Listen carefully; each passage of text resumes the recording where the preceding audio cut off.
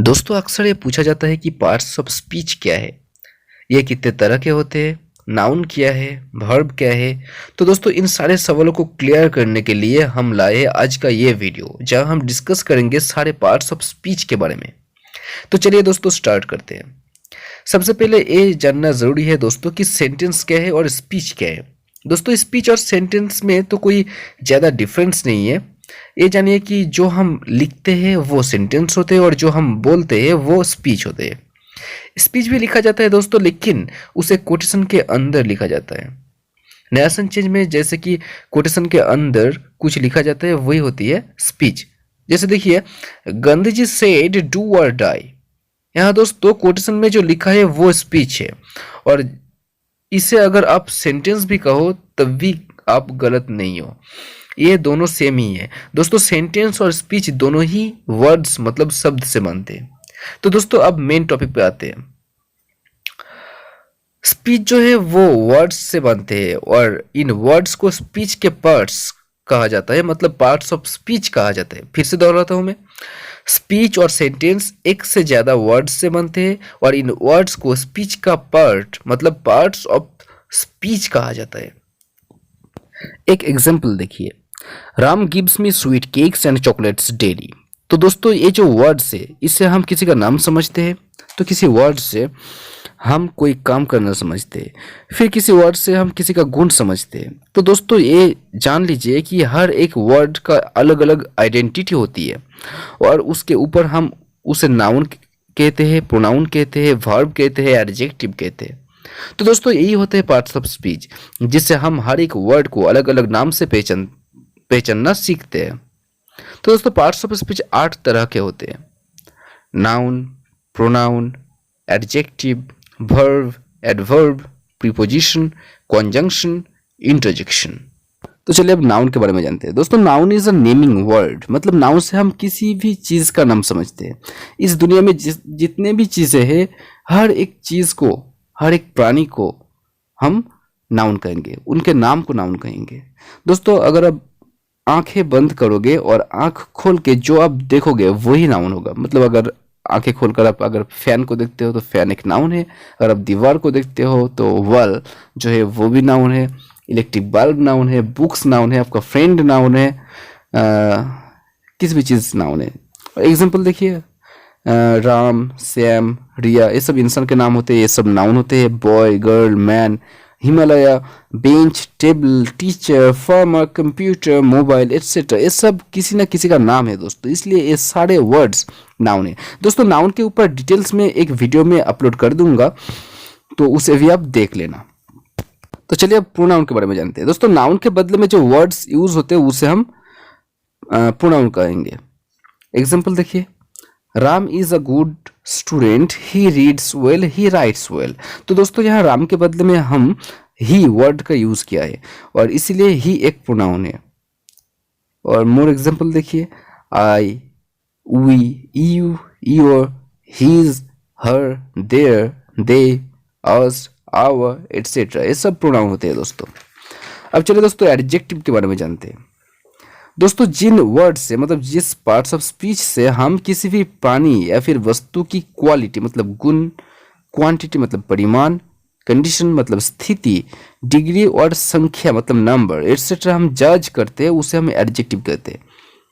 तो कुछ एग्जांपल्स देखिए एडजेक्टिव के: good, beautiful, 1, 2, 3, 4, 5th, worm etcetera, ये सब एडजेक्टिव होते हैं, क्योंकि इन वर्ड से हम किसी का क्वालिटी, क्वांटिटी, कंडीशन, संख्या ये सब समझते हैं, इसलिए। अब दोस्तों वर्ब के बारे में जानते हैं। जिन वर्ड से हम कुछ भी करना समझते हैं उसे हम वर्ब कहते हैं। जैसे कि आई गो टू स्कूल, यहाँ पे मैं विद्यालय जाता हूँ। गो मतलब गो का मतलब है जाना, इसलिए गो एक वर्ब होते हैं दोस्तों। ऐसे कुछ एग्जांपल्स देखिए, ईट खाना, ड्रिंक मतलब पीना, रन मतलब दौड़ना, रीड मतलब पढ़ना, हेयर सुनना, टेल बोलना, ये सब कुछ से किसी न किसी काम को हम समझते हैं, इसलिए इन्हें हम वर्ब कहेंगे। अब दोस्तों हम एडवर्ब के बारे में जानेंगे। दोस्तों एडवर्ब एक ऐसी वर्ड है मतलब पार्ट्स ऑफ स्पीच है जो वर्ब, एडजेक्टिव, प्रीपोजिशन, कॉन्जंक्शन या फिर दूसरा कोई एडवर्ब को भी मॉडिफाई करते हैं और उसे हम एडवर्ब कहेंगे। एग्जाम्पल देखिए, लीला गोज स्लोली, मतलब लीला स्लोली जाती है। तो जाना कैसा हुआ? स्लोली हुआ, मतलब स्लोली एक एडवर्ब है। She is a very beautiful girl, मतलब यहाँ गर्ल को कहा गया कि वो बहुत सुंदर लड़की है। तो कितना सुंदर? बहुत सुंदर, मतलब वेरी, तो वेरी एक एडवर्ब है दोस्तों। तो वैसे ही अगर यहाँ पे एक बात जानिए दोस्तों कि एडजेक्टिव के साथ अगर एल वाई ऐड किया जाए तो वो एडवर्ब बन जाती है। जैसे कि slow plus L Y slowly, sure plus L Y surely, silent plus L Y silently, wise plus L Y wisely. तो दोस्तों एडवर्ब के बारे में भी हम एक डिटेल्स में वीडियो बनाएंगे और उसे अपलोड कर देंगे, तो उसे भी आप जरूर देख लेना। अब हम प्रीपोजिशन के बारे में जानेंगे। तो दोस्तों इसका नाम देखिए, प्रीपोजिशन, मतलब जिन पार्ट्स ऑफ स्पीच से हम किसी चीज का पोजीशन जानेंगे उसे ही हम प्रीपोजिशन कहेंगे, ये मेरी लैंग्वेज में। लेकिन अगर ग्रामर की लैंग्वेज में आप जाएंगे तो ग्रामर में लिखा होगा कि नाउन और प्रोनाउन के बीच में बैठकर जो पार्ट्स ऑफ स्पीच उन दोनों में एक रिलेशन क्रिएट करती है उसे हम प्रीपोजिशन कहेंगे। कुछ एग्जांपल्स देखिए, the book is on the table, यहाँ पे वन एक प्रीपोजिशन है जहां से हमें मालूम चलता है कि बुक टेबल के ऊपर है। The sky is over our head, मतलब आसमान हमारे सर के ऊपर है, यहाँ पे ओवर एक प्रीपोजिशन है जिससे हमें पता चलता है कि स्काई की पोजीशन कहाँ पे है, वो हमारे सर के ऊपर है। The man is under the tree, मतलब एक आदमी पेड़ के नीचे है, यहाँ पे भी हमें एक आदमी का पोजीशन पता चलता है कि वो आदमी एक पेड़ के नीचे है। और कुछ एग्जांपल्स देखिए दोस्तों, on, in, under, to, at, beside, etcetera. दोस्तों अब हम कंजंक्शन के बारे में जानेंगे। जिन शब्दों के सहारे हम दो वर्ड्स, फ्रेज और क्लॉज या फिर दो सेंटेंस को या फिर उससे भी ज्यादा सेंटेंस को ज्वाइन करते हैं उसे हम कंजंक्शन कहते हैं। तो मतलब दोस्तों कंजंक्शन जो पार्ट्स ऑफ स्पीच है, इससे हम किसी वर्ड को, सेंटेंस को, फ्रेज को, क्लॉज को हम जोड़ देंगे। एग्जाम्पल देखिए, I need a pen and pencil. तो दोस्तों यहाँ पे पेन एंड पेंसिल इन दोनों वर्ड को जुड़ा है एंड इस शब्द से, तो एंड एक कंजंक्शन है। और कुछ एग्जांपल्स देखिए, but, were, both, also, still, yet, however, so, etcetera, ये सब कंजंक्शंस होते हैं। अब चलिए इंटरजेक्शन के बारे में जानते हैं। जिन शब्दों से हम हमारे अंदर की स्ट्रॉन्ग फीलिंग्स और इमोशंस को एक्सप्रेस करते हैं उन वर्ड्स को हम इंटरजेक्शन कहते हैं। एग्जाम्पल देखिए, आह व्हाट फन, तो यहाँ पे आह एक इंटरजेक्शन है। Oh you have come at last, तो यहाँ पे वो ओफ एक इंटरजेक्शन होती है।